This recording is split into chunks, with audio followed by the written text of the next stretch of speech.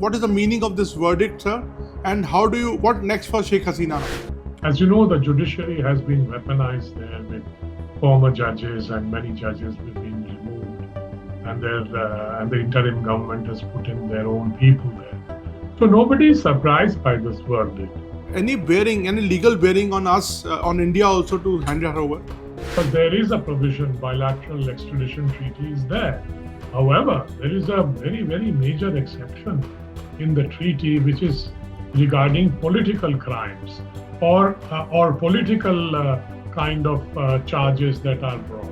And everybody knows that these are political charges that have been. Sir, will it be a dicey situation for India, because we are also dealing with the current government there, and Sheikh Hasina is also is living here?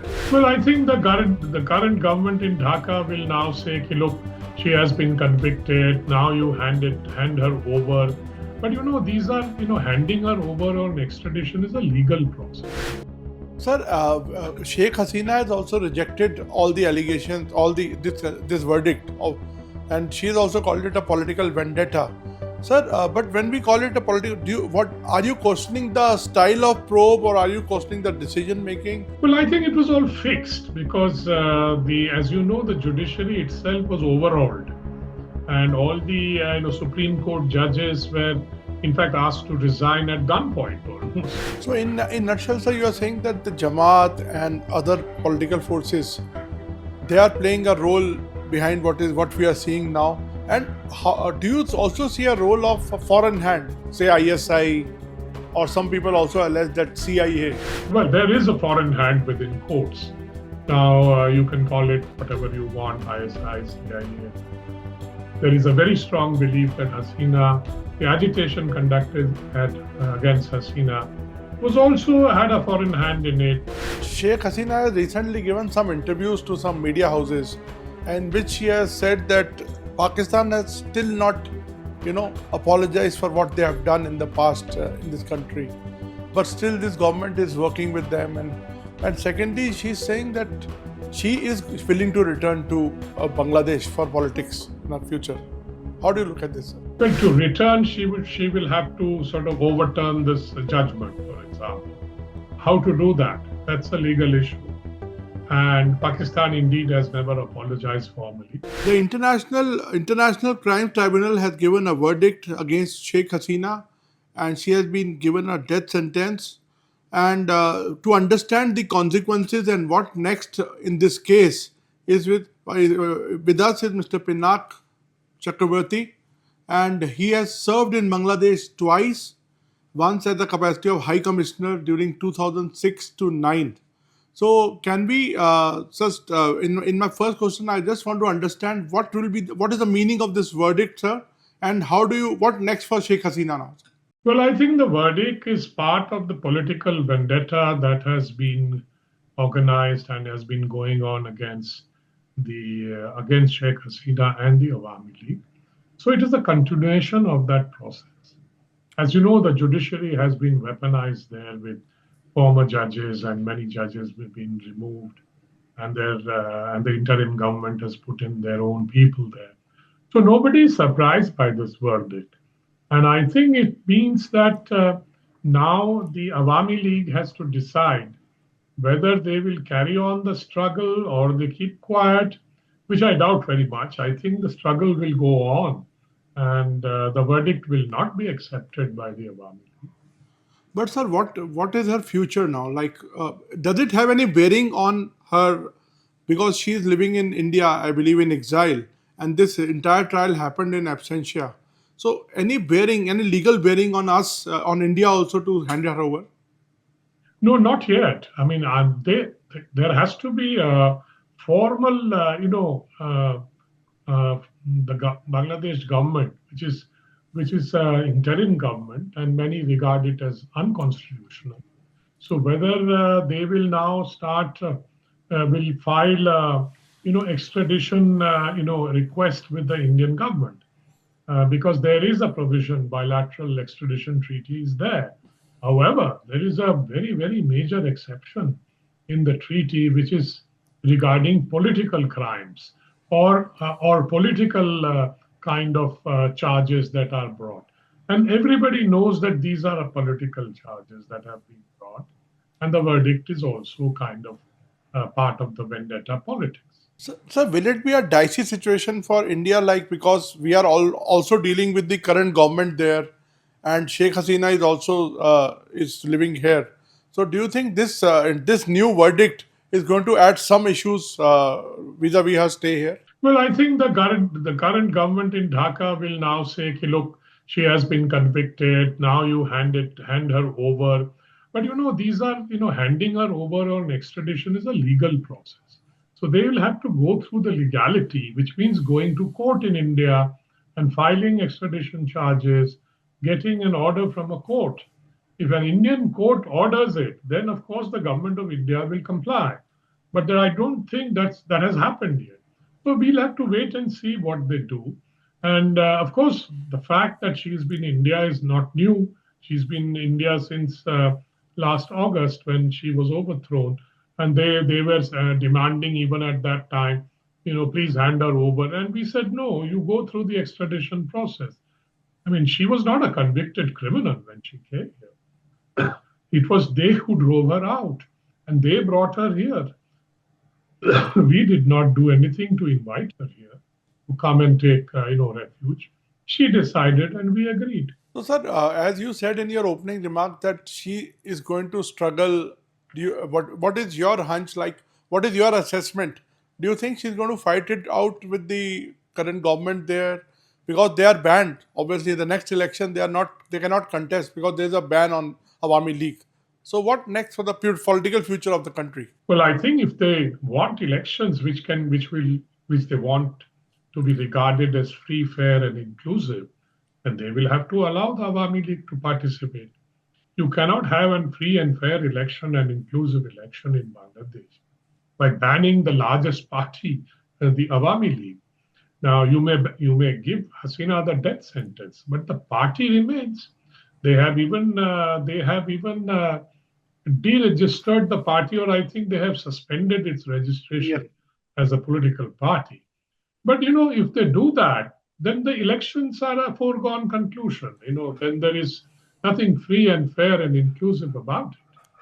But then does it lead to another situation where we have a lot of violence after this verdict and the elections are postponed, for example? That could happen also. Sir, Sheikh Hasina has also rejected all the allegations, all this verdict, and she has also called it a political vendetta.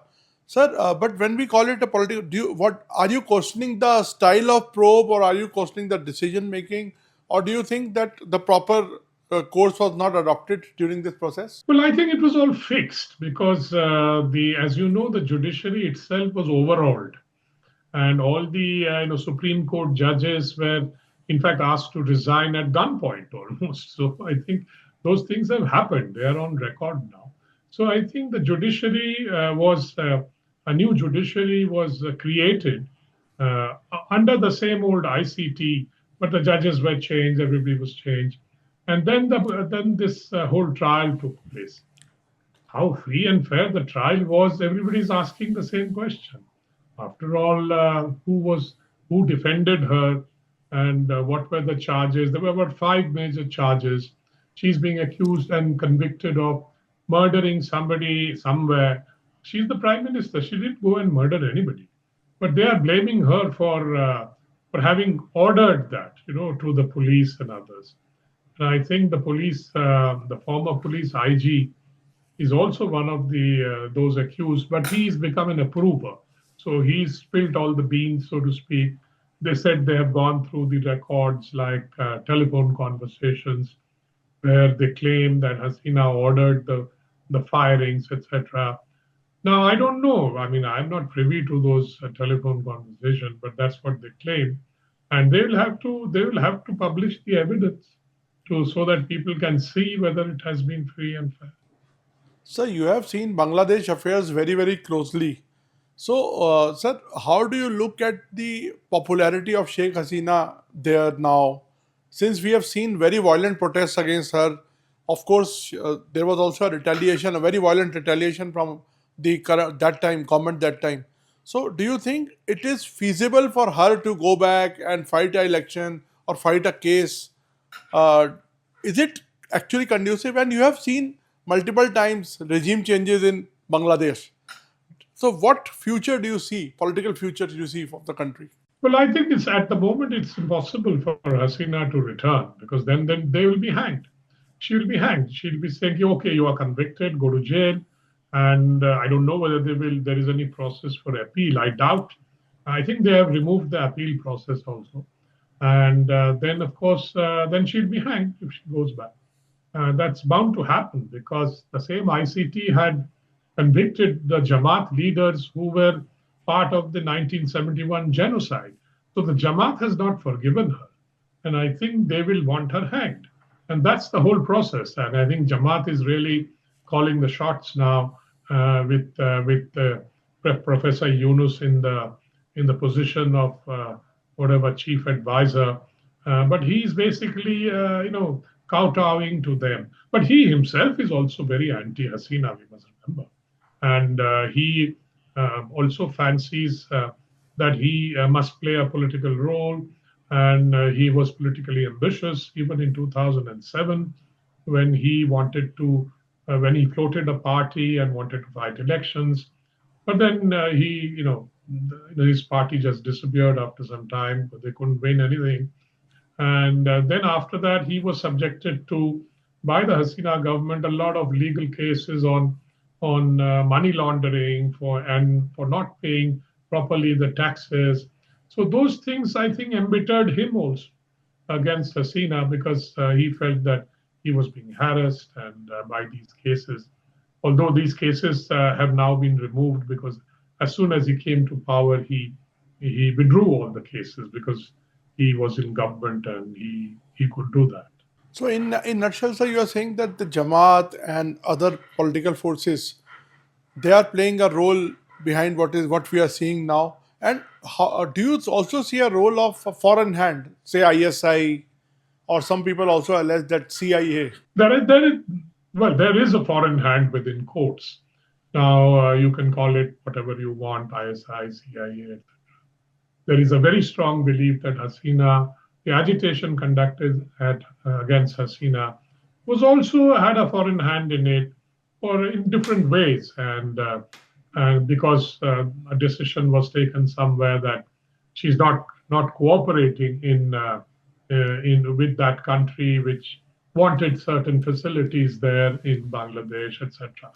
These are all in the media already, and these have been discussed, and so these things are also there. And we have seen the interim government moving very close to Pakistan, and there's a lot of ISI, traveling, Pakistani generals and others traveling to Dhaka. During the bomb blasts in Delhi, for example, I just read somewhere that they have also unearthed a Dhaka connection. Now, that could very much be the LET, which has gone there and started operating from there, or the Jaish or whoever. Because this is what Pakistan would aim for. Because all these years, Hasina had kept a very tight leash on their activities, and now they are thinking that under this government they'll be able to come back and do all this. And Jamaat-e-Islami has always been regarded as a proxy and a fifth column of Pakistan. I mean, everybody knows that. So I think this is what is happening. So we have to keep watching. We have to take countermeasures if something really, something really that happens. Sheikh Hasina has recently given some interviews to some media houses, in which she has said that Pakistan has still not, apologized for what they have done in the past in this country, but still this government is working with them. And secondly, she's saying that she is willing to return to Bangladesh for politics in the future. How do you look at this, sir? Well, to return, she will have to sort of overturn this judgment, for example. How to do that? That's a legal issue. And Pakistan indeed has never apologized formally. I mean, off and on, some people in Pakistan, some leaders have said we are sorry or whatever, but there has never been any official apology for what they did in 1971. This is on record and etc.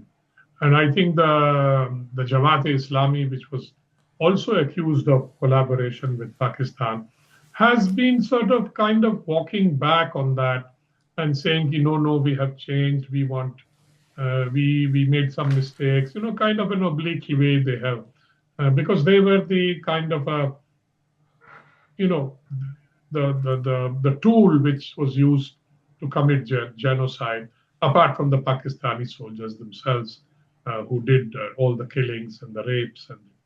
At last, sir, I'm asking you in nutshell, what I understand from your comments is that nothing changes much for Sheikh Hasina. Her status remains same. This verdict will have not much impact on her in the future. Well, personally, she can continue to stay here. And if the government decides that after the conviction there is an extradition case, then the case has to be fought in the courts. And then we'll see what kind of a verdict. But let me remind you that the extradition treaty between India and Bangladesh has a clause which says that no extradition will be granted if it is presumed to be political crime or political crimes.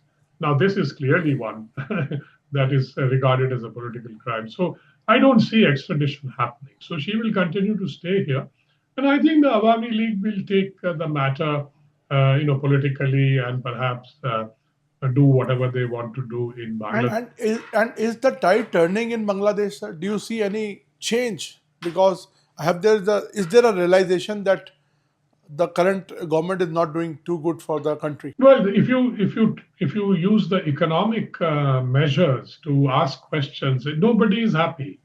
Prices have gone up, things are not available.